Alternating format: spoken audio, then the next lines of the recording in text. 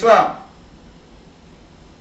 It is this mosque that Jibril alayhi salam took the Prophet alayhi salatu wasalam on a winged animal, something like a horse, but he had wings. He took him from the Masjid al-Haram in Mecca to Masjid al-Aqsa in Al-Quds, Jerusalem, where the Prophet, or where all the other Anbiyas was brought back to life by Allah subhanahu wa ta'ala, and the Prophet Muhammad alayhi salatu wasalam led them in Salah in Masjid al-Aqsa, and then he ascended to the heavens. Al-Isra wal-Maraj, most of you will have known about that. The miraculous journey, or the night journey, where the Prophet alayhi salatu wasalam was taken up into the heavens, where he had a meeting with Allah tabaraka wa ta'ala, and Salah, among other things, was prescribed unto him. Naam. So we can see the significance of this place, Al-Quds, and the special significance of it, because one of the reasons is, if this place didn't hold any significance, then Allah subhanahu wa ta'ala could have taken Muhammad from Mecca to the heavens. He didn't have to take him to Jerusalem. He could have taken him from wherever he was. But he decided to take him to that holy mosque where he would be the imam of that salah prior to ascending to the heavens. So there is something special about this place. It is a holy place. So, as we have said, Allah Ta'ala, He created things, and He chose from among them the best of places. And I've given you a few examples. To continue, Allah Subhanahu wa Ta'ala, He created mankind, and nas.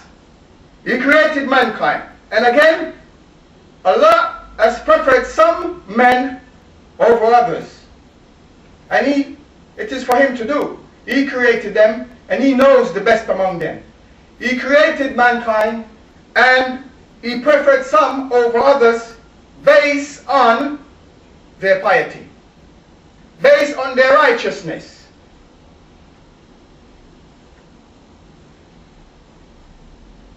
The best among you, as the Prophet ﷺ says, is not the one who is the best looking, or the one who dresses the best, or the one who is most wealthy, or the one, you get the gist of what I'm saying. But the best of you are the one who, of taqwa, of Allah subhanahu wa ta'ala. The one who is aware that Allah ta'ala is ever watchful over him and knows everything that he does, wherever he is. So the Prophet sallallahu alaihi wasallam says, Ittaqillah.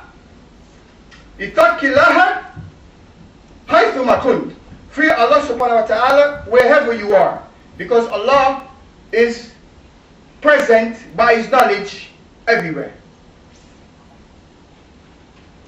So Allah created mankind, and He has preferred some among others, and the best of mankind indeed are the prophets and the messengers.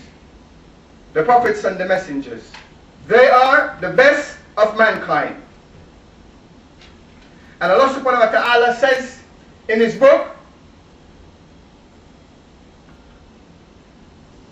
وَلَقَدْ بَحَثْنَا فِي كُلِّ أُمَّةٍ رَسُولًا إِنَّ عُبُدُ اللَّهِ وَاجْتَنِبُوا طَاغُوتَ. He says, and verily, indeed, we raise in every nation a messenger, saying or proclaiming, worship Allah, ubudullah, wajtanibu taghut, and stay away from taghut. What is taghut? Taghut is anything or anyone that is worshipped instead of Allah tabarak wa ta'ala. Anyone or anything that is revered or obeyed above Allah subhanahu wa ta'ala, this is Taghut. So, a brief example, if you know that you should be praying now, but you're watching a football game, and you know that the salah is going to go out in a few minutes, yet you proceed in watching this game until the time has elapsed, and you have not prayed your salah because you were occupied in this thing that you're doing. For that moment in time, that football game, or those individuals who are playing that game has become a taghut for you. They have become an illah, a god for you, whom you have chosen to, you have chosen above Allah at that moment in time.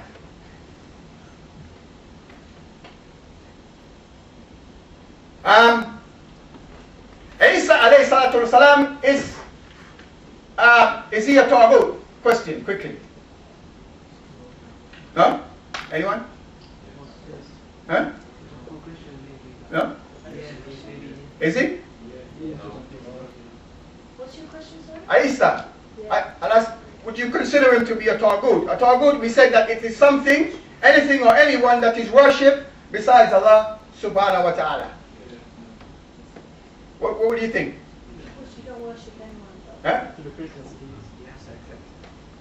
Sorry? MashaAllah. Did you hear that? So the brother, he says, not if Isa alayhi salatu wasalam did not accept this, if he did not acknowledge this. A taghut is something, anything or anyone that is worshipped besides Allah, and that thing that is being worshipped, it's pleased with being worshipped. It accepts that worship. Then that thing becomes a taghut. If that thing doesn't accept it, if it rejects it, if it says, no, don't worship me, I am not God, then it is not a taghut. So, Isa would not fall into this category. Because, as we know, he did not accept this worshipping of him, did he? Huh? He did not.